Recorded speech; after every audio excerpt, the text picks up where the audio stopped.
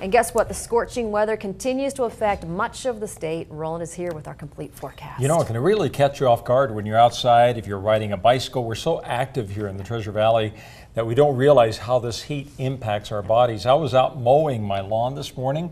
I overdid it slightly, and I got overheated. To the point where I thought I was going to have a little heat exhaustion. I broke the HOA regulations and I mowed at 8 a.m. I'm supposed to wait until 10, but I couldn't help it. You were smart. I started at 10:30, and by the time I was done, it was really hot. Friends, let's recap, shall we, very quickly, the temperature readings we had yesterday. They were very noteworthy temperatures because these were records. A lot of these were records, especially the one at Boise when we hit 110 degrees yesterday, which smashed the old record of 102 degrees. Also yesterday in Ontario it was 109. Mountain Home managed to get up to 109 degrees. Caldwell was 108, Twin Falls was 101, and even in McCall it was almost 100 degrees.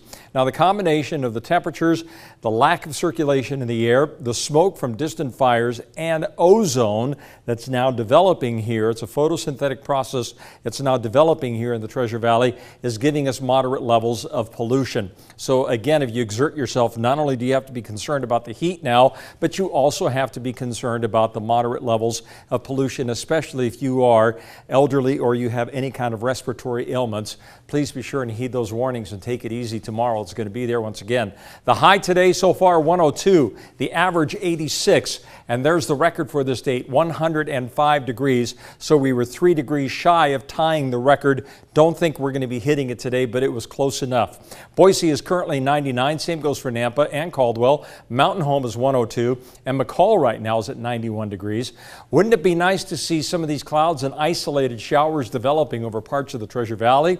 Just not going to be the case. This is a little bit of moisture that's kind of being enhanced and influenced primarily by the mountains. Here in the valley, I think we're going to continue to be very, very dry. Now, the good news is that big, strong area of high pressure that gave us those cooking temperatures yesterday is showing a little sign of weakening.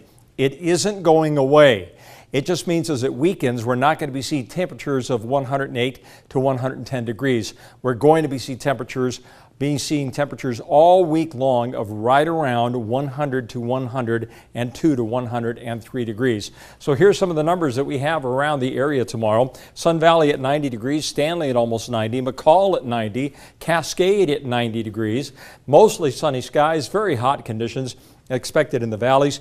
Emmett at 101, Payette at 102, Nampa at 98, Kuna at 102, and here in Boise, I'm forecasting a high tomorrow of 101 degrees. 7-day forecast then for the Treasure Valley. Any relief in sight? The answer is not really. I think it's going to stay very hot and very dry, at least through the weekend and possibly beyond.